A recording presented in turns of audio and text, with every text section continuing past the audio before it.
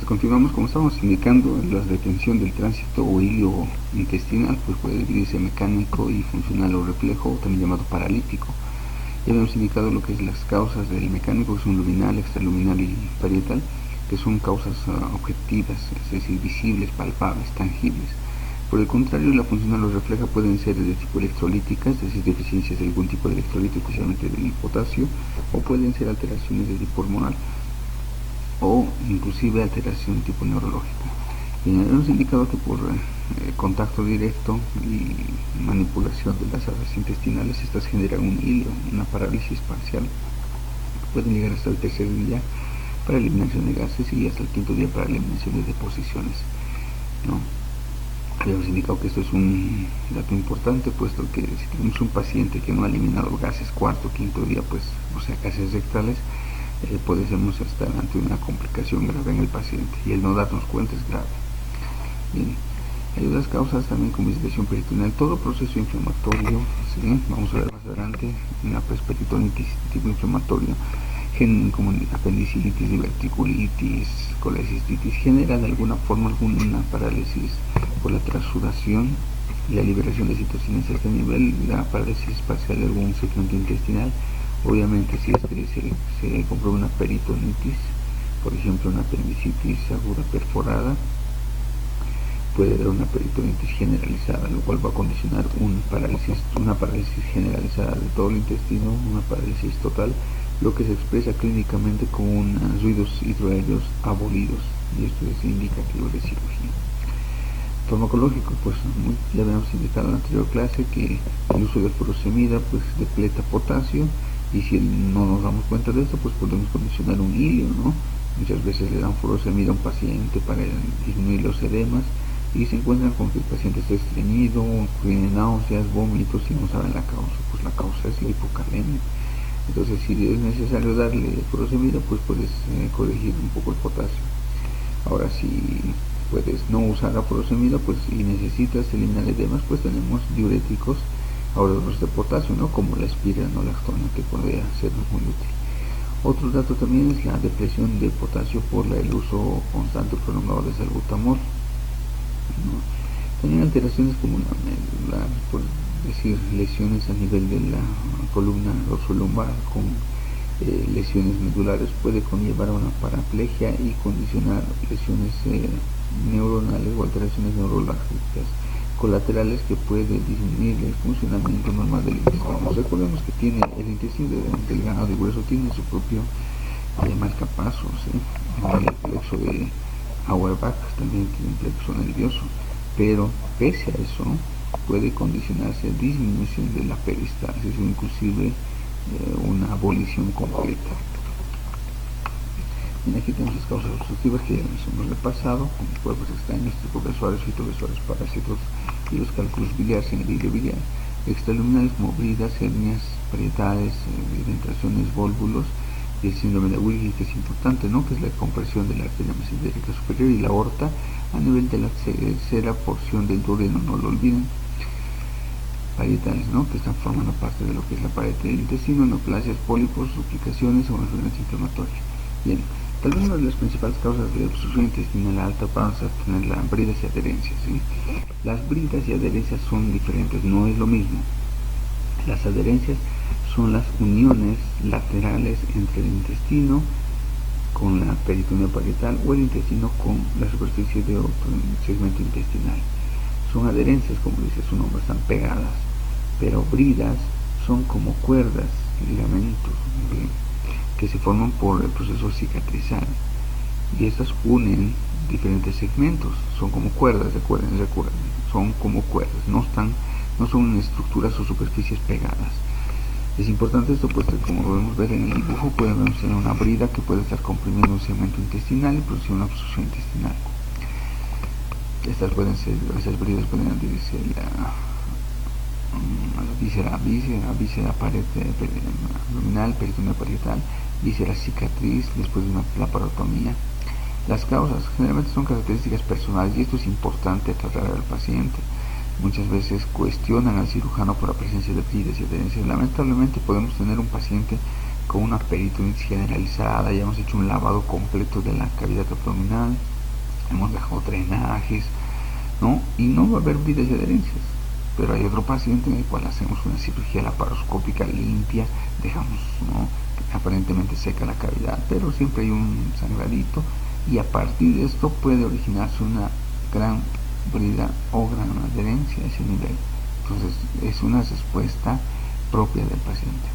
Inflamaciones a repetición. Obviamente, si tenemos un paciente con colecistitis crónica y varios cólicos en un año, pues con cada cólico se presenta un proceso inflamatorio y que puede condicionar un plastrón o inclusive adherencias de segmentos intestinales como duodeno o colon a este nivel.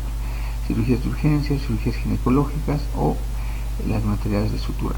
Actualmente se está utilizando más las suturas reabsorbibles más que las no absorbibles. Se das cuenta la historia que antes utilizaban la seda, utilizaban lo que es la sutura, el lino, ¿no?, donde había grandes cantidades de adherencia, y por hoy no se está utilizando ese tipo de material.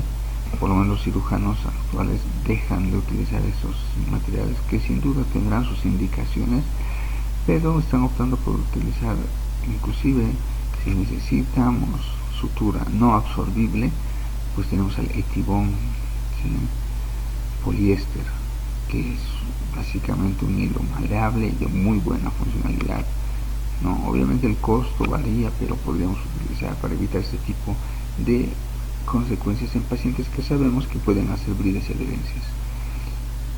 Ahí tenemos una imagen, un segmento intestinal dilatado y un segmento colapsado.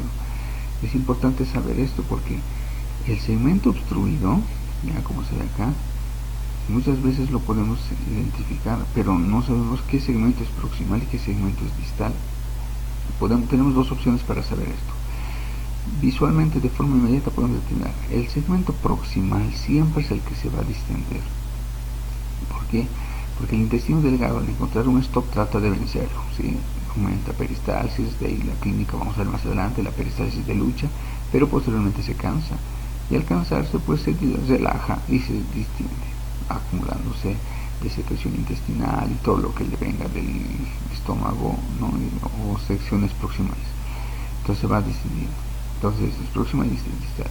O simplemente le damos un pequeño golpecito al intestino con el dedo y vamos a ver reptar la dirección del peristaltismo. Mira, muchas veces ingresamos al quirófano con un cuadro, ¿no?, complicado, náuseas, vómitos, dolor abdominal, distensión abdominal, paciente, no sé, deshidratado, y optamos por la vía laparoscópica, o en este caso la cirugía abierta, un pequeño corte en abrir y se acabó la cirugía, ¿no? Es tan simple así. Y vemos cómo se está distendiendo el segmento intestinal proximal. Podemos tener dos eventos de obstrucción que son importantes recordarlos: la intususcepción y el vólvulo. La intususcepción no es más que la introducción, o introducción mejor dicho, de un segmento intestinal sobre otro segmento, ¿sí? Este segmento que estaba acá se viene acá y produce una obstrucción.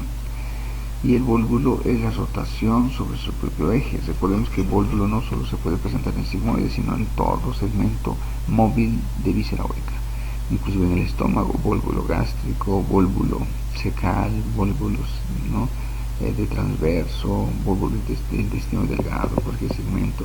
Entonces podemos encontrar. Vamos a hablar un poco de intususcepción. La intususcepción se puede presentar eventualmente en niños o en adultos. En niños se puede presentar clínicamente con una masa en fosa ilíaca derecha, región del flanco derecho. Se puede iniciar con dolor expresado en llanto del niño, inconsolable, ¿sí?, y unas deposiciones rojas con puntos oscuros. En el libro dice unas deposiciones en jarabe de grosella, que lo podemos expresar fácilmente como mermelada de frutilla.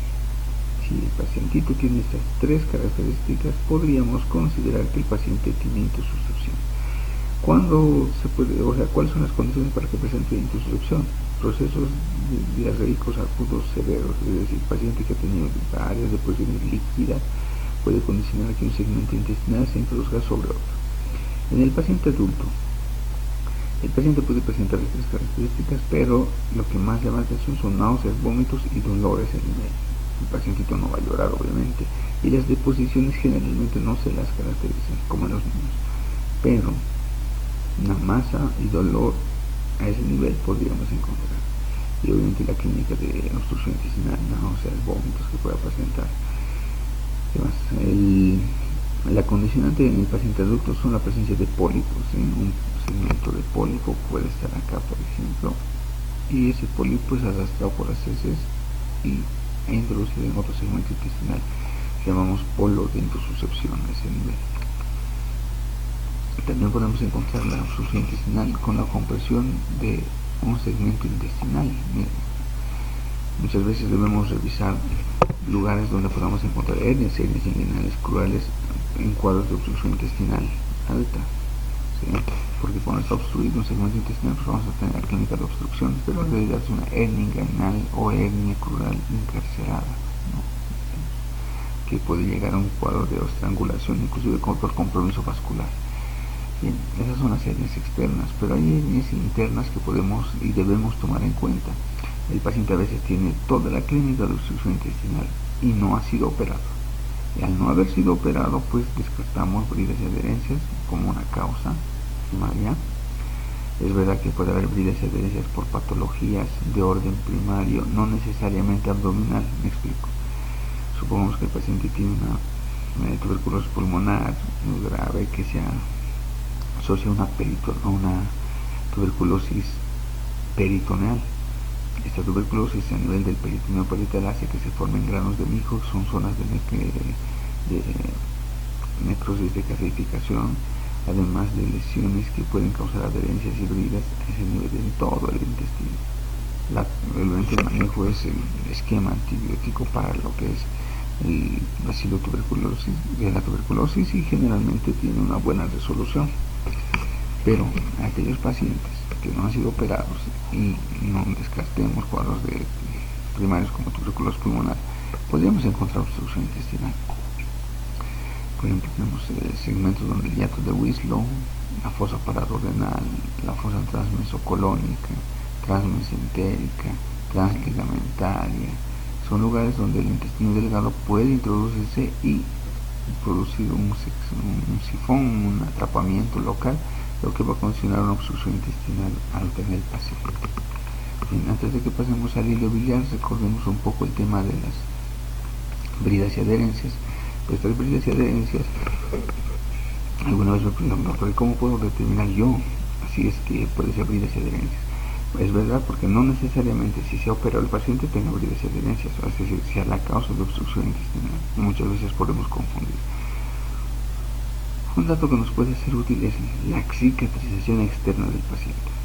Le pedimos al paciente que nos muestre una cicatriz anterior.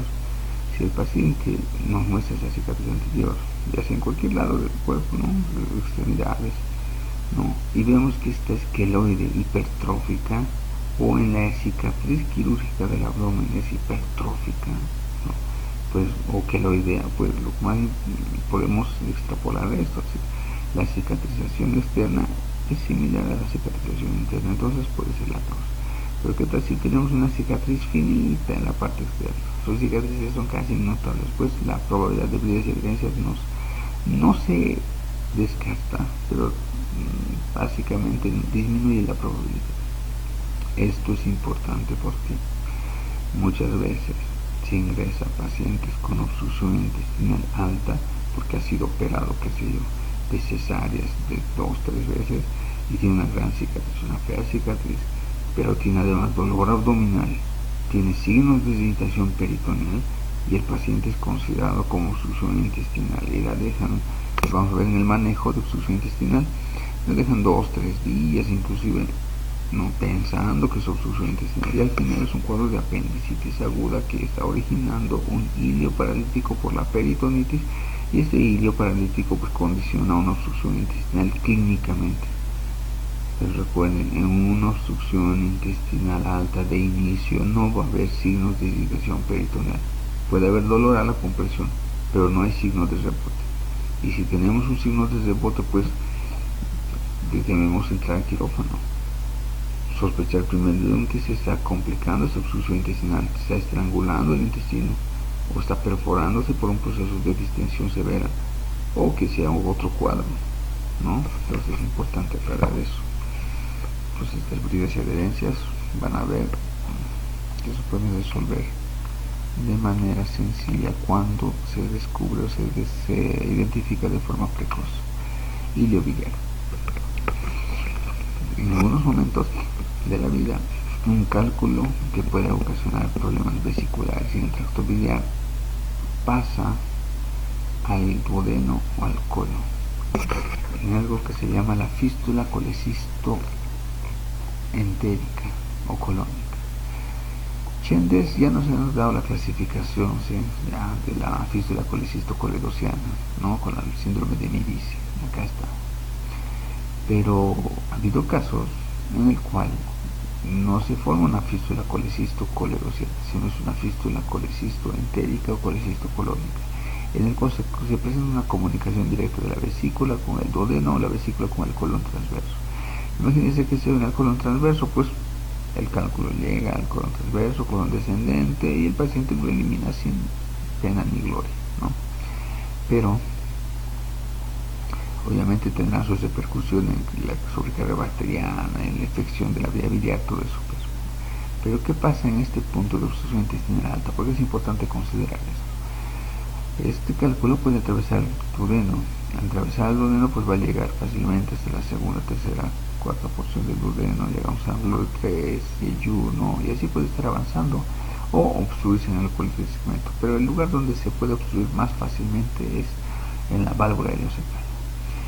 Acá se presenta una obstrucción completa por el paso del cálculo, dándonos una tríade importante, la tríade Simon, en la cual se encuentra el cálculo no presente,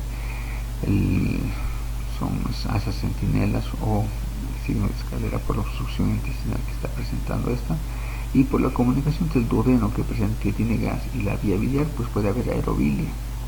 Acá esta es una radiografía, no es de cuál que es la radiografía. Aerobilia, segmento intestinal dilatado, el signo de monedas apiladas y el cálculo presente. Triada de Simon, Bormann-Riegler. ¿Cuál es la clínica de una obstrucción intestinal alta? Cualquiera sea la causa. El paciente va a tener un disconfort abdominal inicialmente en el mesogastrio, que posteriormente puede distenderse o localizarse en todo marco abdominal. Posteriormente el paciente va a tener dolor intenso. Recuerden que toda distensión de víscera hueca genera dolor. Al principio es intenso, con peristaltismo acelerado e importante. El paciente siente como cólicos espasmódicos, cólicos, ¿no?, que son dolores espasmódicos. Aprieta, suelta. Pero posteriormente el paciente va a presentar náuseas, vómitos. Los vómitos pueden ser inicialmente amarillentos, ¿sí?, porque se está eliminando lo que está más cercano al estómago, que es duodeno, pero posteriormente se eliminan los contenidos más distales, es decir, de yeyuno ilio, y este contenido es verdoso. Ese vómito verdoso es una alerta, nos indica que hay obstrucción o cuadro obstructivo franco que debemos resolverlo. Finalmente el paciente deja de tener deposiciones, por eso el triada: dolor abdominal tipo espasmódico con marco abdominal, náuseas, vómitos inicialmente amarillentos, posteriormente verdosos, y le acompaña la falta de eliminación de heces. Gases podrían presentar, ojo, ¿por qué? Porque muchas veces el metano se forma en el colon por las bacterias, y este gas puede ser eliminado de forma escasa, y el paciente dice: elimino gases, ¿no? Donde no elimina gases ni heces es en obstrucción intestinal baja. Entonces, un dato importante. Entonces, dolor en mesogastrio que posiblemente se distiende y se irrita, y aquí el dolor abdominal varía mucho. Muchas veces puede ser tan intenso que puede al paciente exponerlo, incapacitarlo, mantenerlo, ¿sí?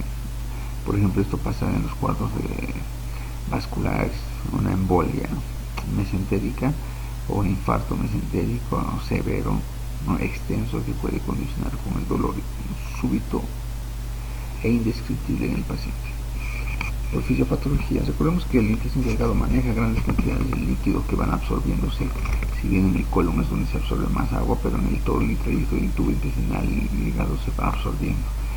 Y maneja electrolitos, grandes concentraciones de electrolitos, sodio, potasio, bicarbonato, cloro. Y también existe un franco manejo de lo que es la acidosis con la absorción de bicarbonato, ¿no? O la emisión de bicarbonato y absorción de hidrogenones del torrente sanguíneo. Entonces se recupera bicarbonato del torrente sanguíneo y se elimina hidrogenones al intestino. Eso nos ayuda con el control de la acidosis. Pero ¿qué pasa cuando se irrumpe esto? Si existe un cuadro de obstrucción, la presión intraabdominal se aumenta de tal forma que colapsa los capilares linfáticos. Ya no se absorbe el bicarbonato a las arterias, ¿no? Ya no se elimina así los hidrogenones condicionados a la acidosis. ¿Sí?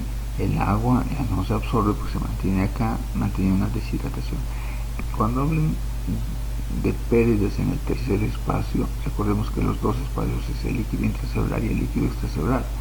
El tercer espacio habla de lugares donde el agua no se aprovecha ni se puede, no es utilizable, y así lo debemos entender. Acá tenemos el espacio pleural, pericárdico, retroperitoneal, cavidad peritoneal, ¿no? Entonces, cavidad sinovial, todo eso. Pero también tenemos lo que son el lumen intestinal. Puede albergar fácilmente 8-15 litros en el intestino, y esto no es aprovechado por el paciente, por lo cual tiene una deshidratación con acumulación de líquido en el tercer espacio, ¿no? Lo que condiciona a que el paciente entre en deshidratación, hipovolemia o liguria, es decir, menos de 50 a 30 ml hora orinando. Finalmente el paciente entra en franco shock, ¿no? Además de una acidosis que se va a presentar. Por la acumulación de gas y líquido, el paciente, el gas, ¿de dónde viene? Pues es un gas diglutivo. Cada vez que habla, pues metemos aire al tubo gastrointestinal por fermentación bacteriana a nivel intestinal, o por la neutralización del bicarbonato de CO2 podemos encontrar gas a nivel del intestino delgado. El contenido de líquido pues es dado por la deglución, la secreción salival, gástrica, biliopancreática, intestinal, y por la ausencia de motilidad. Todo esto condiciona una distinción del intestino, lo que condiciona además proliferación bacteriana. La distinción intestinal, pues como hemos indicado, nos va a dar una deshidratación, un shock franco. Pero también va a haber una distensión intestinal, va a haber dolor, vómito reflejo, edema, éstasis e isquemia de la pared intestinal. Inicialmente va a alterarlo o va a colapsar los capilares, posteriormente las venas y finalmente la irrigación arterial, ¿no?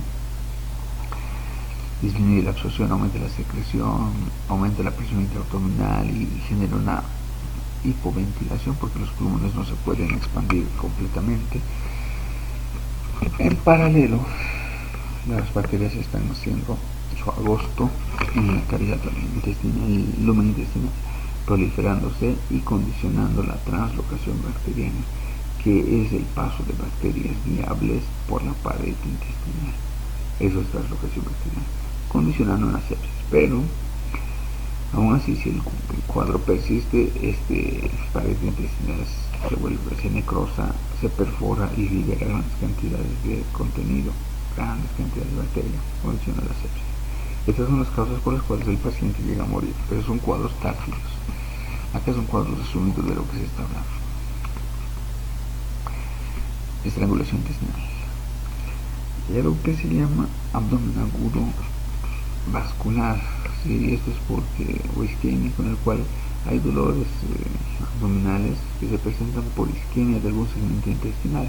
El más afectado es el intestino delgado, ¿no? En el cual puede formarse émbolos o trombos a nivel del corazón en un paciente cardiópata con dilatación de las cavidades izquierdas, formarse un émbolo y viajar por el torrente sanguíneo hasta la arteria mesentérica o una de sus ramas, mesentérica superior específicamente. Si llegara, por ejemplo, a la arteria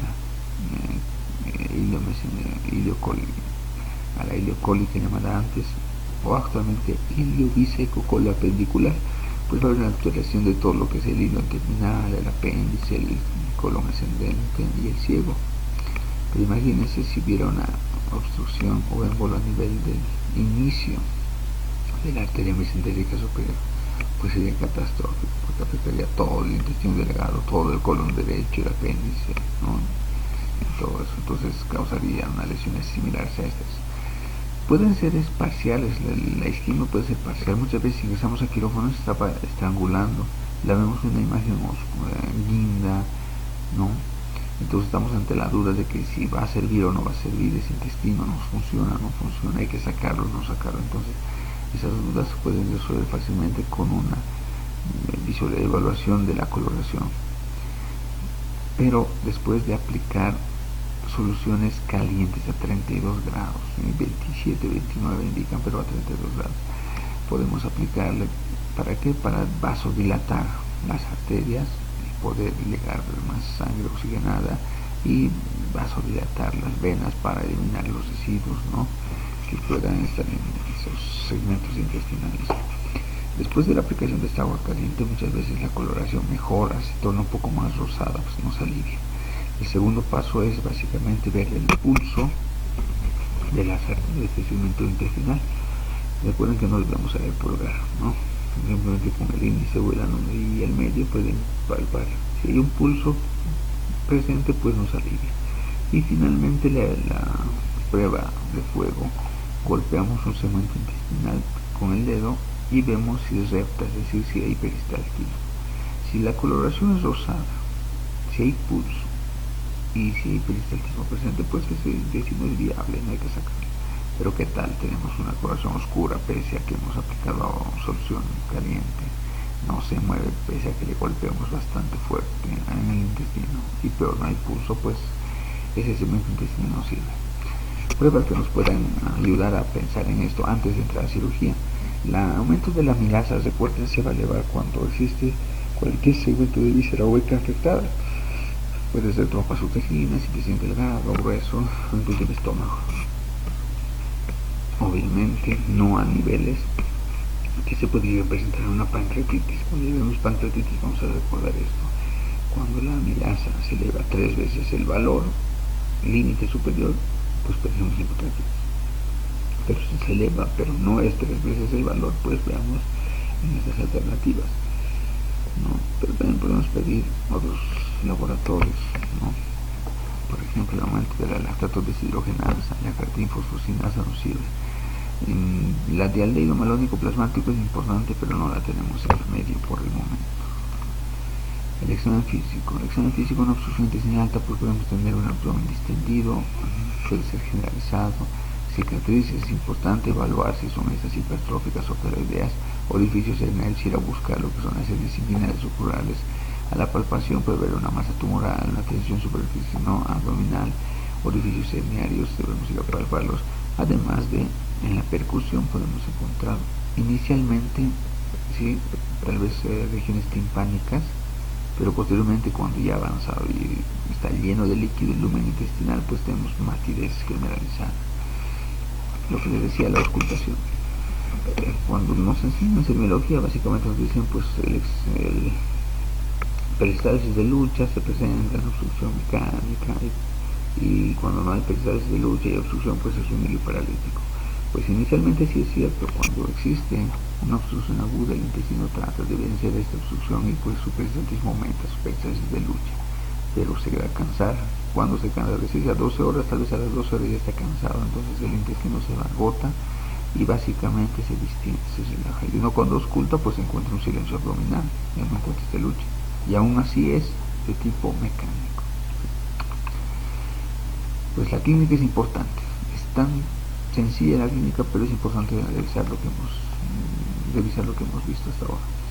El cuadro clínico es casi patognomónico, pero toda obstrucción intestinal alta puede deberse a cuadro obstructivo o paralítico. Dentro del paralítico está el peritonismo o peritonitis. Entonces muchas veces tratan la obstrucción intestinal. Por ejemplo, este paciente pueden decir, es una obstrucción intestinal, pero debe tener una causa, y si no es mecánica como obstrucción, pues puede ser inflamatoria como una apendicitis. Ambas se deben operar.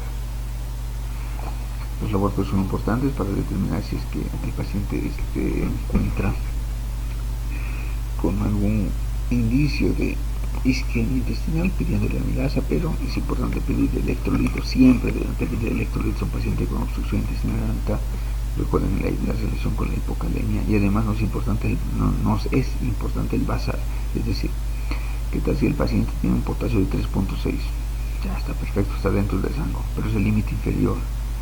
Si le entramos a cirugía debemos ser bien cautos y tal vez agregar potasio a las soluciones, porque si nosotros pensamos que con ese 3.6 va a estar bien el paciente, pues nos estamos equivocando. Hacemos un control en 48 horas y vemos que su potasio es de 4.5, perfecto, estamos felices. Pero ¿qué tal? Si no hacemos nada, el paciente presenta náuseas, vómitos, no elimina gases, catarsis, estamos el quinto día y nunca nos hemos percatado del potasio y estaba 3.5. Normal, según muchos rangos, ¿no? Pero a las 5 días le pedimos potasio y está 2.9.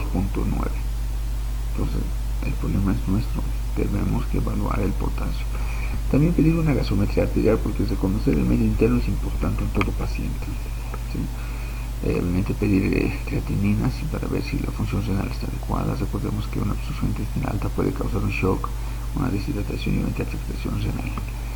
La ecografía inicialmente nos puede servir tal vez para confirmar algún cuadro, pero cuando está distendido, completamente distendido el intestino, a veces no nos aporta, pero es importante solicitarlo, porque a veces encontramos datos como una colecistitis, un embarazo, ¿no? Algo que nos puede ayudar. Ante la duda de este cuadro, ¿sí? Y básicamente estamos ante la dualidad de operar o no operar, porque tal vez operando podamos perjudicar al paciente, pues le pedimos tomografía. Pero si el paciente está inestable y el beneficio de cirugía es más importante, pues hay que operar, no hay que esperar la tomografía. La endoscopia nos puede ayudar en cuadros bien puntuales, pero sin duda, si tenemos cuadros de este tipo y además asociados a una agitación peritoneal, se debe ingresar al quirófano lo más antes posible. Pues ahí tenemos, ¿no? Distensión de intestinos, asas intestinales, el signo de escalera. Inicialmente se puede ver acá gas en el intestino delgado y se ve de esa forma, pero poco a poco se va acumulando, llenando de líquido en el interior y se puede apreciar de esta forma. Y a veces se borra completamente y tenemos el signo de vidrio esmerilado que se veía antes en las peritonitis.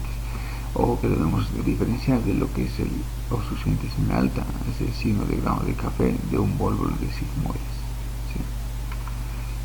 Ahí se ve el intestino delgado distendido. En este estudio de enema de vario vemos como el apéndice secal también se está llenando de contraste. Antes usaba este vario y el vario se queda bastante tiempo, ¿sí? Y puede producir inclusive de apendicitis por este tipo de vario.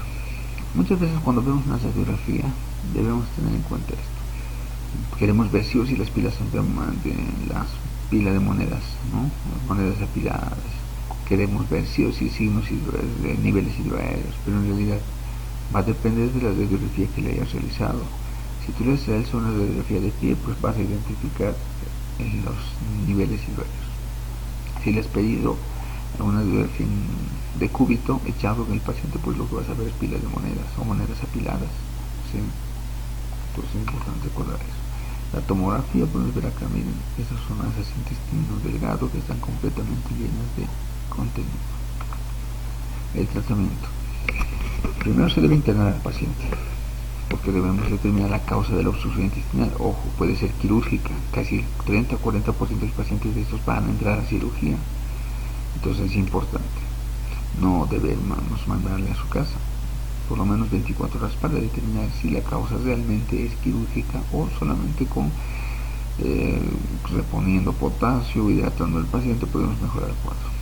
Las medidas generales NPO: no podemos darle nada por vía oral porque puede entrar a cirugía, y además podemos condicionar el llenado del tubo gastrointestinal y producir náuseas y vómitos en el paciente.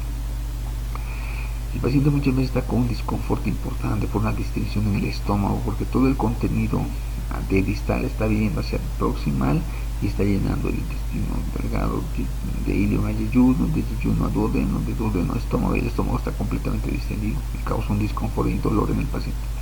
Coloquémosle una sonda nasogástrica, número 18, para descomprimir ese estómago y aliviar. Una sonda Foley sería importante porque para cuantificar los líquidos eliminados y poder determinar a partir de esto cuánto líquido podemos pasar al paciente. Debemos hidratar al paciente siempre, corregir además los electrolitos, oxigenar al paciente, muchas veces con una distensión intestinal importante.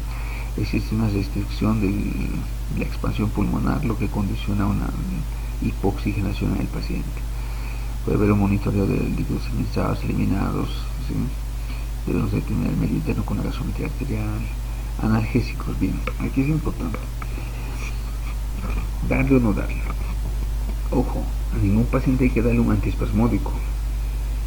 Analgésico podríamos darle, pero siempre y cuando sepamos la causa, porque muchas veces digan, los libros dicen, no deben dar analgésico a un paciente con abdomen agudo. Ya, está bien, eso sí es cierto. De entrada no podemos dar ningún analgésico porque nos va a arruinar el panorama, nos va a confundir el panorama. Entonces, tenemos el paciente que ha llegado con mucho dolor, pues preguntas claves, puntuales: ¿dónde le duele? ¿A qué hora empezó el dolor? ¿Qué tipo de dolor? Todo eso. Entonces, podemos descartar apendicitis, colecistitis, diverticulitis, embarazo ectópico, unas cuantas sencillas preguntas y maniobras que no va a llevar más de 15 minutos. En ese tiempo determinaríamos la causa. No, una vez que tengamos la causa, o supongamos o descartemos cirugía, podemos darle analgésico. Es decir, bueno, su causa es una gastroenteritis, suponiendo, ¿no? Recordemos que las gastroenteritis muchas veces son confundidas. Las gastroenteritis pues tienen deposiciones líquidas en abundantes, estoy hablando de unas 7-8 veces por día, incluso 4-5 veces por hora, ¿no? Pero muchas veces cuando hay irritación peritoneal, hay el líquido libre, perforación de víscera o apendicitis perforada, estos líquidos bajan al fondo recto vesical o recto uterino, dependiendo si es hombre o mujer, y condiciona en el recto, y si está en el recto, y produce deposiciones líquidas que a veces son confundidas con la gastroenteritis. Pero esto pasa 2-3 veces al día, que son líquidos. Pero tener 2 deposiciones líquidas en todo el día no es una gastroenteritis. Entonces, vemos el paciente. Lo que les comentaba, entonces, si el paciente consciente que su cuadro es apendicitis aguda y debe operarse, se debe dar analgésicos, porque a veces tardamos en preparar al paciente y todo, media hora, 45 minutos, no lo vamos a dejar con dolor. Obviamente el dolor va a disminuir poco, porque el paciente va a seguir teniendo molestias, pero mientras no sepamos el diagnóstico no se debe aplicar. Ahora tampoco podemos esperar 3 horas con mantenerle con dolor al paciente, ¿no? Si el paciente viene con dolor, tenemos que ser rápidos, no necesariamente esperar un diagnóstico certero, simplemente es un cuadro que se podría operar o no se podría operar, porque si no se podría operar, o sea, descartamos cuadros quirúrgicos, pues no da tiempo. Pero si ni siquiera eso podemos hacer, pues entonces debemos mantenerlo al paciente en observación, ¿no? Entonces va a depender mucho del medio.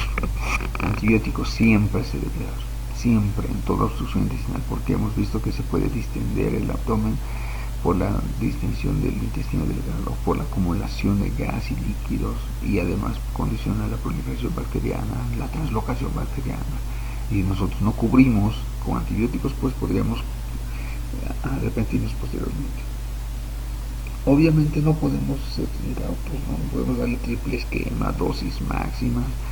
Debemos ver qué bacterias son las que más a menudo se encuentran en el tubo gastrointestinal. Gram negativos. Perfecto, entonces le hacemos un antibiótico con una profilaxis para peritonitis para gram negativos. Se puede. Tenemos opciones como las cephalosporines de tercera generación, que son las que más me gustan. Imagínense un paciente con deshidratación. El paciente no ha orinado las últimas 24 horas.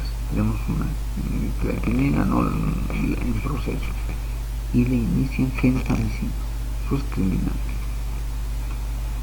porque la gentamicina es nefrotóxica. Si ustedes le están dando Si también tiene un paciente con deshidratación severa, pues están equivocando. Obviamente, pero dirán, pero no tengo el valor de creatinina. Pues aunque no lo tengas, si el paciente indica que no ha orinado las últimas 24 horas o que su orina es amarilla y escasa, pues obviamente su riñón está fallando. Entonces debemos darle otra opción. La cefotaxima o ceftriaxona nos ayuda bastante bien.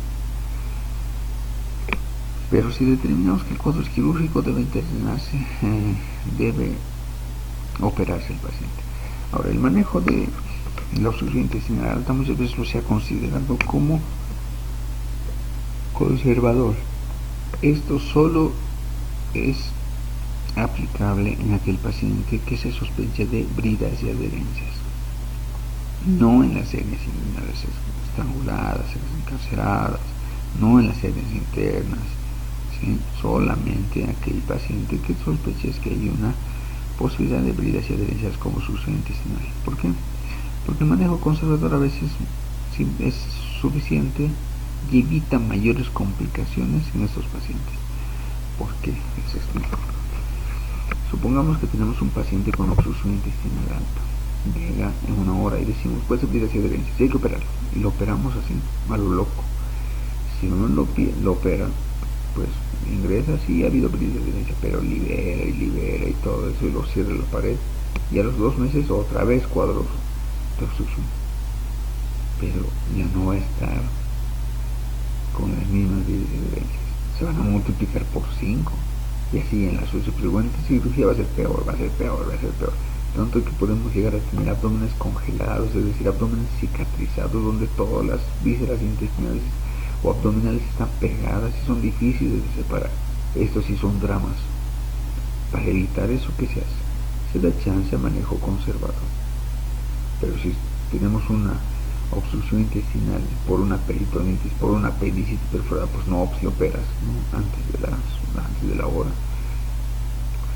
Pero el manejo conservador, como les decía en la clase pasada, se esperaba antes 3 días, 72 horas de manejo.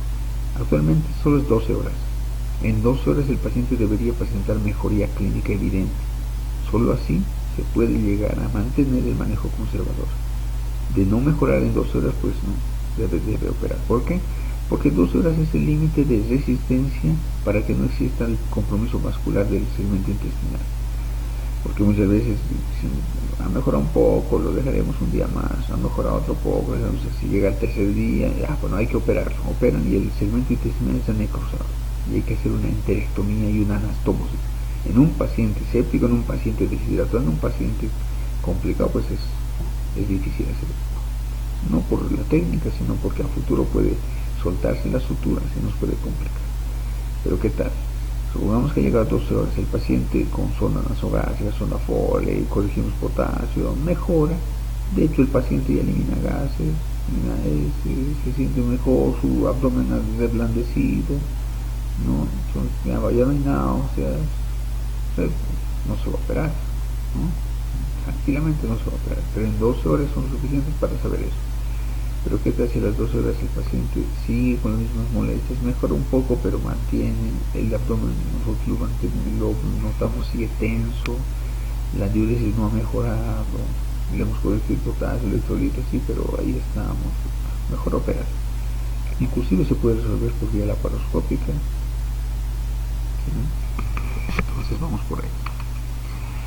En el tratamiento quirúrgico pues tenemos la enterectomía, que es la sección o resección de un segmento intestinal, que es lo que debemos evitar. Pero si ya llegamos a ese punto, pues tenemos una anastomosis primaria en la cual unimos los dos segmentos en la misma cirugía, o hacemos una anastomosis o la reconexión en un segundo tiempo. Esto va a depender mucho del paciente. Supongamos que es un paciente con 5 días de evolución, 80 años, diabético, hipoproteinémico, desnutrido clínicamente. Entonces, si hacemos esta anastomosis primaria, pues se va a soltar la sutura. Entonces debemos hacer en segundo tiempo. Pero si el paciente es joven o son 13 horas de evolución, 18 horas, un día de evolución, el intestino lo ve viable, no hay proceso inflamatorio, no ha habido perforación, pues sí, podemos optar por una anastomosis primaria. ¿sí? Puede haber también cuadros donde necesitemos realizar enterotomías, secciones a nivel del intestino para extraer el cuerpo extraño. Una vez que extraigamos el cuerpo extraño, pues debemos realizar el cierre. Cuando una técnica que nos ayuda mucho en el intestino delgado para evitar cualquier tipo de obstrucción, si vamos a hacer una incisión longitudinal, el cierre sería mejor transversal, así abrimos el lumen de esto y evitamos que exista complicaciones locales. Enterectomía, siempre se debe hacer sección en cuña, porque muchas veces seccionan acá y hacemos una liberación de todo el mesentero a este nivel, pues afrontar esto con esto pues va a ser imposible, así que se debe hacer en cuña para unir un segmento y hacer una sutura adecuada. Aquí vemos como un hilio biliar, ¿bien? Se localiza el cálculo, se identifica, se hace una enterotomía, se extrae el cálculo y se hace una anastomosis. La está haciendo longitudinal, pero como les decía, una opción puede ser la transversal. La clasificación del trauma intestinal es importante. El trauma grado 1 va a ser aquella lesión que no tenga solución de continuidad en el intestino, puede ser lesiones por machacamiento únicamente, con pérdida de la serosa únicamente. El grado 2, cuando ya hay apertura del intestino, pero no ha comprometido toda la circunferencia del intestino, simplemente un segmento. El grado 3, cuando hay compromiso de todo el intestino, toda la circunferencia, o hay un compromiso vascular del mismo. Hay lesiones que puedan tener tumorales, múltiples lesiones, ¿sí? Lesiones isquémicas, ¿no? Arteriales o venosas, o con volvulo con necrosis del mismo, que va a ser necesaria resecar el segmento intestinal afectado. Bien, aquí tenemos una masa tumoral de sección en cuña, manteniendo bordes de seguridad importantes. Las enteroanastomosis. Antiguamente se utilizaban capas, 2, 3 capas, líneas de sutura. Actualmente se utiliza solo una, ¿no? Y dependiendo del cirujano, pues pueden ser estas invertidas. Tal vez el tip más importante es siempre esconder la mucosa, puesto que si la mucosa es vertida, el riesgo de fístulas o de licencia de la sutura pues es amplio. La sutura no debe ser a tensión y siempre después de realizar completamente la anastomosis debemos evaluar el lumen. Si el lumen, es decir, el interior es bien estrecho, pues lo más probable es que podamos debutar con una estenosis. Las anastomosis pueden ser término terminal, ¿no? El término lateral, ¿sí? El término lateral, por ejemplo. Laterolateral, se hace un punto de sutura posterior, se hace la apertura y se hace el cierre de la pared posterior después de la cara anterior y se puede reforzar. Bien. Las enterostomías, tal vez uno de los más importantes es recordar, es la yeyonostomía, que se utiliza para la alimentación en el paciente, dependiendo si el intestino está viable o no.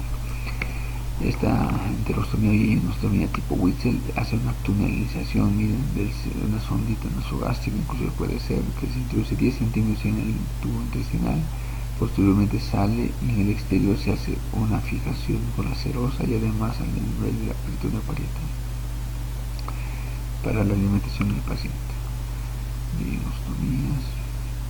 La indicación básicamente es nutrición prolongada en el paciente, que no podamos darle alimentación en el estómago o querramos proteger segmentos proximales a este. Técnica de Witzel, la que les decía, se hace una pequeña apertura, se introduce una sondita, se fija y se hace una fijación con la misma serosa del intestino y posteriormente se exterioriza. El tipo STAM, en la cual dos jaretas circulares se introduce y se aproxima al peritoneo parietal. Esto más se utiliza para estómago, aunque actualmente se está utilizando más la percutánea, como hemos visto en el estómago. Tenemos zonas de estenosis en el intestino delgado y que podemos hacer una estructuroloplastia tipo Heimlich-Nicolix, incisión longitudinal, tracción transversal, rastre transversal. Aumentamos el lumen del intestino. De Fini está también documentada pero menos utilizada. La enterolisis o las lisis de adherencias híbridas, que es miren, esta es una adherencia, están dos segmentos pegados, ¿no? Adherencias bridas, miren cómo son como cuerdas que están pegadas ahí. Bien, nuestros intestinos delgados.